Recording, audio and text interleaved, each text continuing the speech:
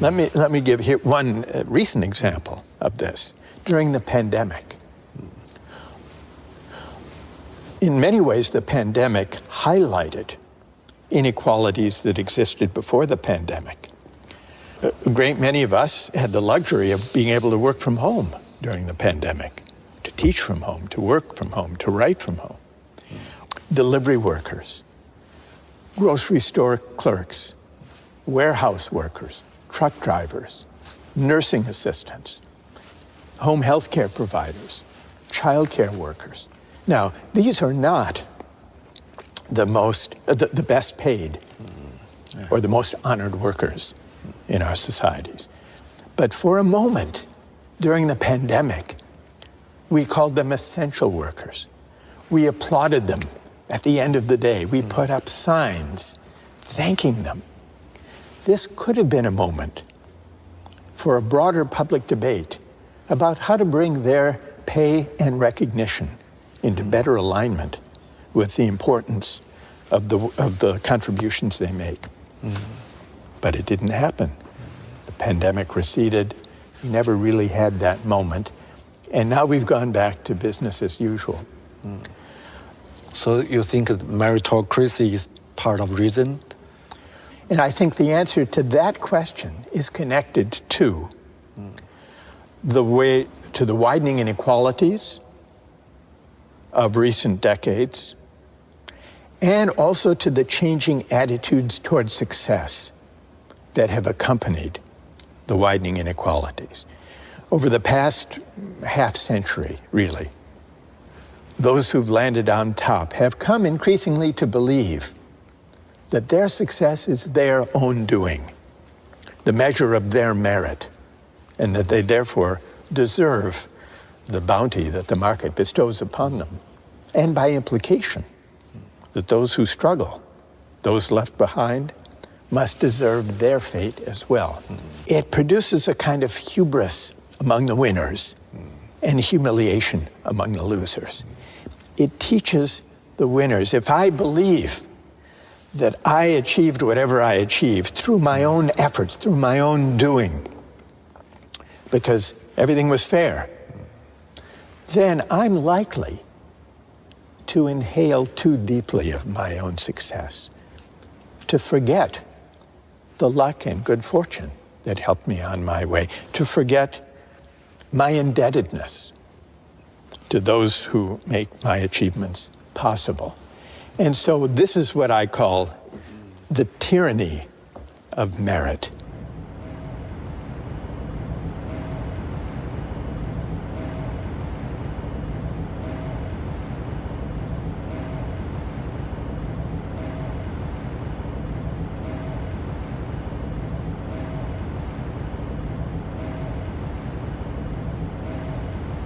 Bring Michael Jordan here, I'm sure you can get him, and have him come and defend himself about why he makes $31 million. And I think what you're going to realize is his life was a very, very tough one to get to the top, and that we are basically being the majority oppressing the minority in a different light. It's very easy to pick on him. Very easy. Effort. You know what Rawls' answer to that is? Even effort depends a lot on fortunate family circumstances for which we can claim no credit. Psychologists say that birth order makes a lot of difference in work ethic, striving, effort. How many here, raise your hand, those of you here who are first in birth order? I am too, by the way. Mike, I noticed you raised your hand. If the case for the meritocratic conception is that effort should be rewarded, doesn't Rawls have a point that even effort, striving, work ethic is largely shaped even by birth order? Is it your doing, Mike? Is it your doing that you were first in birth order? So why should income and wealth and opportunities in life be based on factors arbitrary from a moral point of view? This way of thinking about success has deepened the divide between winners and losers. It has led the successful to look down on those who struggle, and it has led many working people who do not have meritocratic credentials of fancy university degrees to feel that the work they do is not valued, is not respected in the way perhaps it once was. To feel that in a highly technological, highly professionalized, credentialized society, that elites look down on them. This has always been present, always been part of the American story. But it's been, at least at times, kept contained, underground, at the periphery. The brighter ideals and aspirations predominated. When I was growing up, and through the 60s, for example, the civil rights movement, and the fight for racial justice, and the protest against the war in Vietnam, and the attempt to combat poverty with the Great Society. But from 2016, it became elevated with the presidency of Donald Trump. We've struggled more directly and more conspicuously, more frontally with the dark side, finding public expression. On the stage now. On the stage, public expression, rather than kept at the margins and at the periphery. And finding a voice in the media, and in social media especially. And now in a presidential campaign that will be a rematch of the one from last time. We've seen as a backlash against elites, especially against well-educated elites, professional elites. Donald Trump has been very effective at tapping into the grievances of people who feel they've been left behind and looked down upon. Humiliation. The politics of humiliation. And it's this sense of humiliation, I think, that opened the way for the politics of grievance that Donald Trump has been able to exploit. In the United States today, and in many parts of the world, is a politics of anger, resentment, and grievance without mutual recognition, without recognizing the value of the contributions that people make from different walks of life. We will not really begin to address the resentments that now afflict our politics and have accentuated some of the darkest strands in social life. I'd like to invite you to offer your views about an incident, a story that I read about, where a 17-year-old boy sold his kidney. You all know the story. He bought an iPad and an iPhone. But how many think it's okay? It's a free market, and there's nothing wrong with it. Because I study economics, and I think every adult is an economic man that he has to be responsible for his behaviors. He clearly knows the consequence of losing one kidney. We should give him the chance to take that risk. To choose for himself. A lot of people agree with that.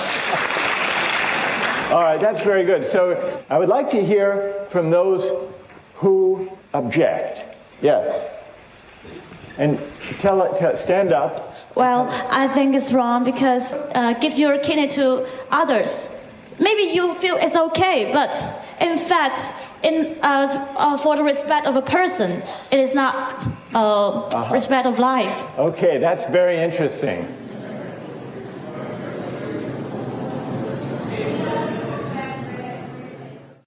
Even facing the same concept, like justice. Yeah. You see the difference between from different countries? Yes, yeah.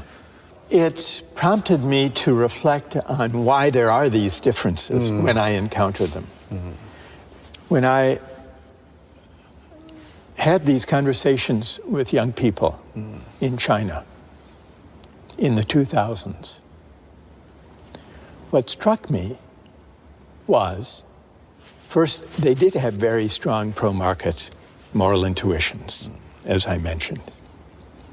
And I would put a lot of examples to students and to the audience, asking them whether they think this or that social practice should be governed by money or by other norms. So I put questions like this. What struck me was the moral intuitions about buying and selling were similar in the US and China. In Eastern Europe, it was similar. In Poland, for example. Most European countries, it was quite different. You think why? Why? The similar mentality? I think it's because, especially in the early 2000s, that China had experienced, the young generation had grown up with the market reforms. And it had been a period of tremendous economic growth. It's kind of freedom for them. Yeah, it was an expression of freedom and rising affluence, but especially of freedom. But at the same time, they were looking for meaning that markets could not provide. And so the search for meaning persisted even after the market triumphalist moment. And I think that one of the reasons that people were drawn to the Justice book was this sense that there are moral meanings that lie beyond markets and beyond economics. What do you think? Yeah, maybe we're facing two choices or different choices. We can't choose the best one. There are no best one. Just less evil. Just less evil one, maybe. But I wouldn't regard these as closed alternatives. I would ask a different question. How is it possible to combine the benefits of market arrangements and technological innovations with sources of meaning, deliberation, dialogue, reflection that can answer to higher human purposes and ends? Our mistake is not to use markets to organize economic activities. Our mistake is not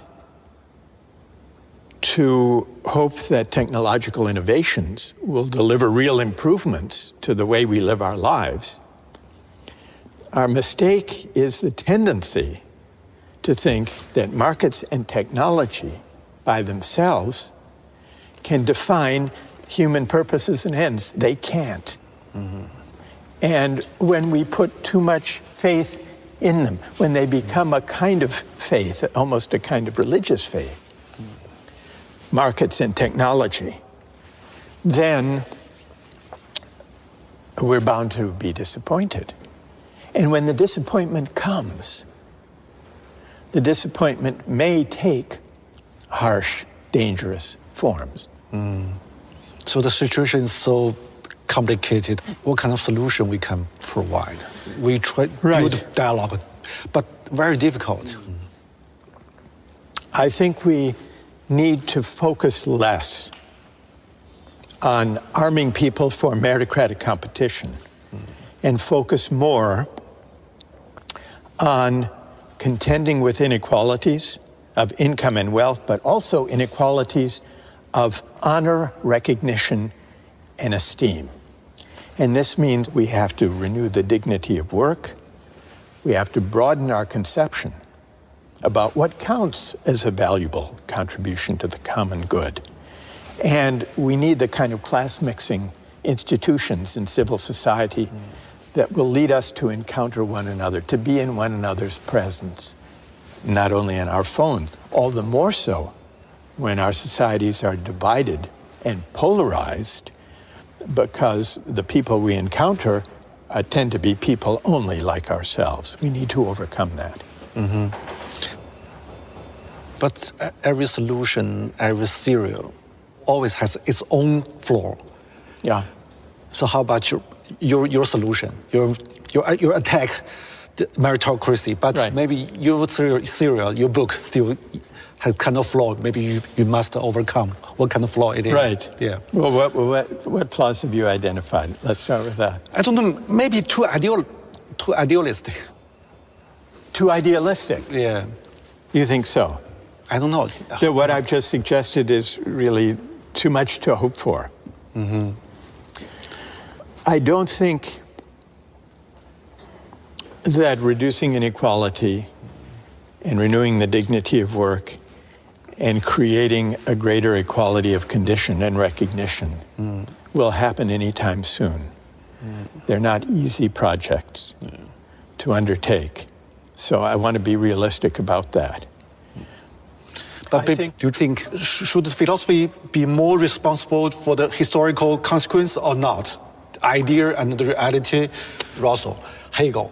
Yeah. They talk about inequality, talk about the virtue, but the consequence may be this one. Yes. Yeah, extreme opposite. Yes. How to see the paradox?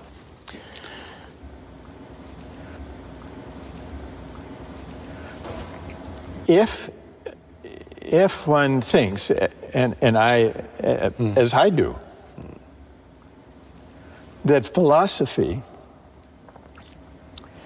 is always situated in the world, that philosophy should attend to the world, then philosophy cannot be indifferent, and the philosopher cannot be indifferent to the way in which various people or parties or movements implement philosophical ideas.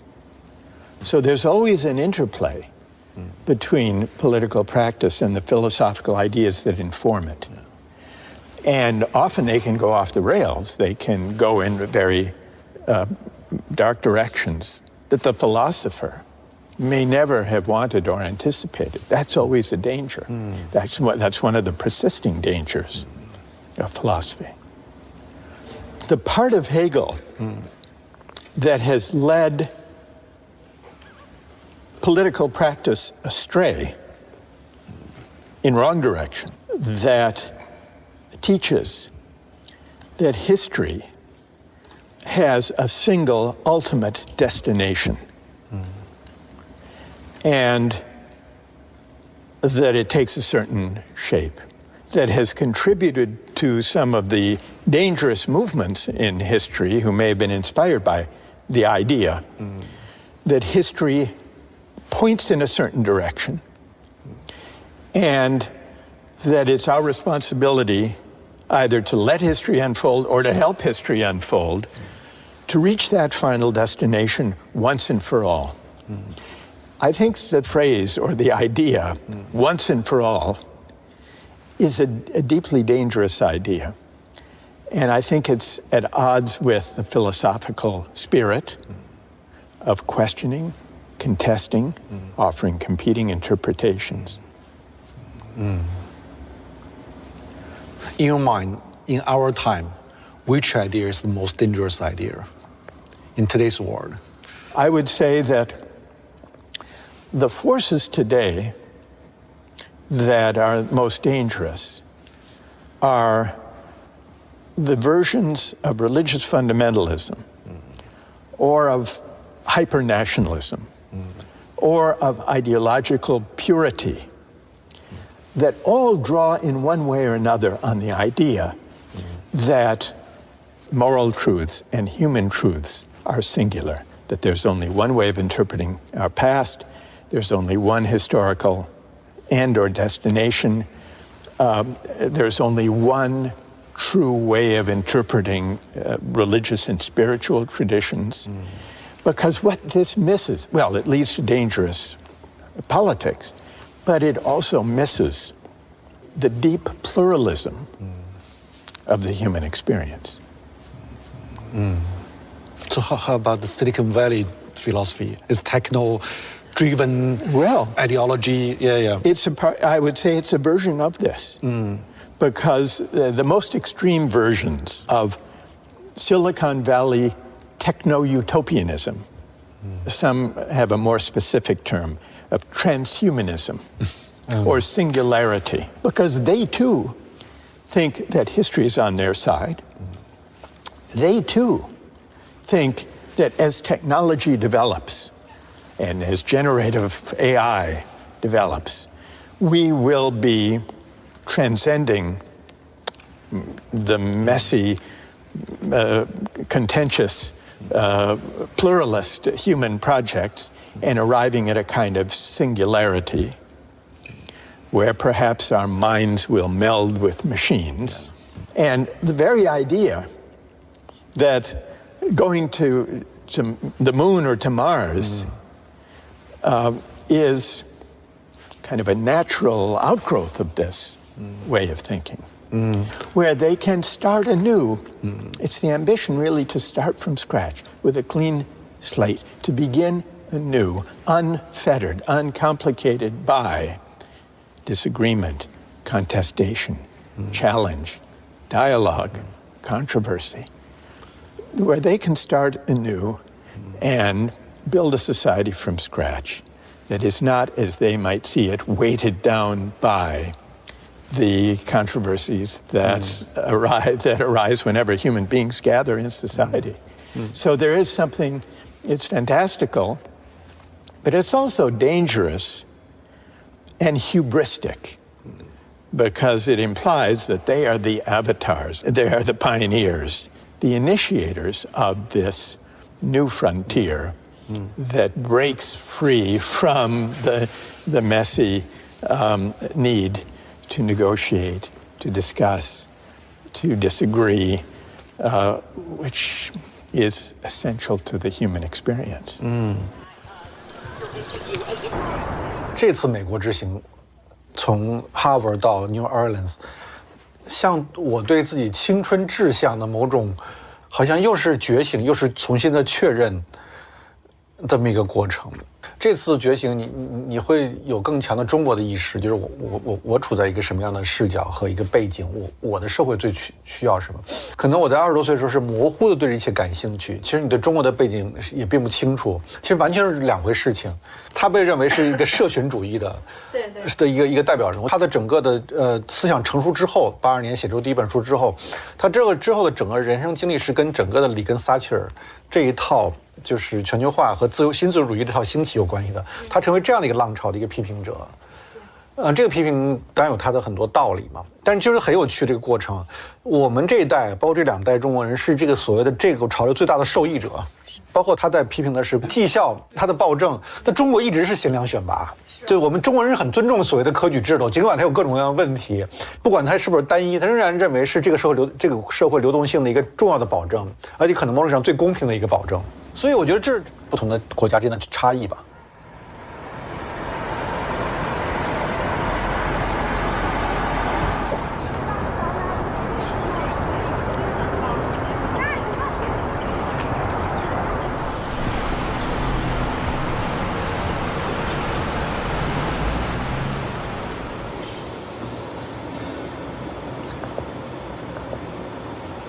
我们这叫等待哲学是吧？等待哲学。